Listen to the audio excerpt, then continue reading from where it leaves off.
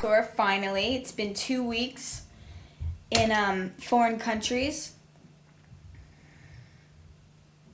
I worked hard, and in 4 days I sold 500 and something thousand copies of my record worldwide. So all this, hard work paid off, and everybody's been working their butt off, and I'm really proud. And I'm really proud that I haven't freaked out and that I'm not about to die right now. Because one time when I went to Japan, we were there for 2 weeks, I was there for 8 days. Who hate me and go, Avril makes me sick. She thinks she's punk, blah, blah, blah, blah, blah. And it's like, I never once ever called myself punk to anybody.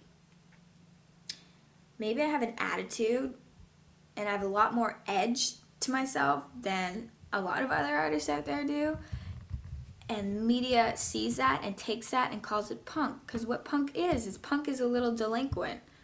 Punk is so much that, right now, at this moment, I'm not going to get into, but I'm not a punk rocker. I don't have punk music. Maybe I have some punk characteristics about me. Did I say that properly? Yeah. Yeah, maybe I have some punk characteristics about me, but I don't walk around calling myself punk. It's more punk to tell people you're not punk than to sit there and say that you are punk. And whatever. If you want to know what I think that I am, I think that I'm just a rock chick. And I like to rock out. I like to throw shit around. I like to go nuts. I like to lose myself on stage. I like to scream. I like to holler. I like to break things. I like to yell. I like to get my anger out. And you know what? Everyone has their own opinion on everybody. But I'm not the one who went out there and called myself punk and skater, and so many people look at that and read that and think, oh my god, she's so fake. And I totally understand why.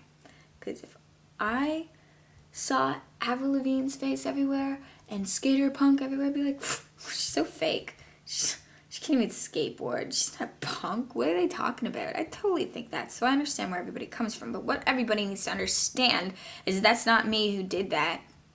And that's why I'm going to sit here and ramble on, because I need people to understand that. I'm going to have people through this DVD get to know who I really am and how messed up this business is and what it feels like to be in my shoes. And I'm going to go through and, right now, I don't particularly like the image that's out there of me right now. It's too pop.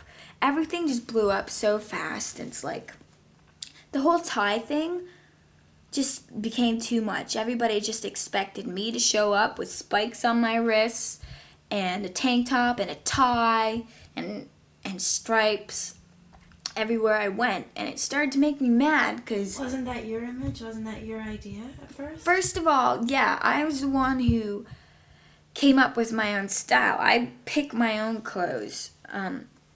Yeah, maybe I have a stylist but I don't consider her to be a stylist. I consider her... Stephanie is really cool. I love her. I just consider her, she's someone who... I tell her, yeah, I want to wear... I need a pair of black Tickies.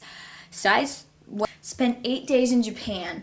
Literally every single morning, woke up, threw my clothes on, went upstairs to the hotel/conference room, and sat in a room and went back and forth between the two rooms doing all these interviews, all these photo shoots, TV, magazines, radio, and then I'd have a short break, go to my room, crash in my bed, order room service, go back up until about 8 o'clock at night, go back to my room stressed, and do it the next morning over and over and over and over and over. And all I can remember saying in all my interviews is, yeah, it's really great to be here. It's really great that I'm making it worldwide and that I've never been to this country and blah, blah, blah, blah, blah, blah, blah. And he's saying the same thing over and over and over, which I was really thankful for. But after, it was like, when someone asks you that question, it's like,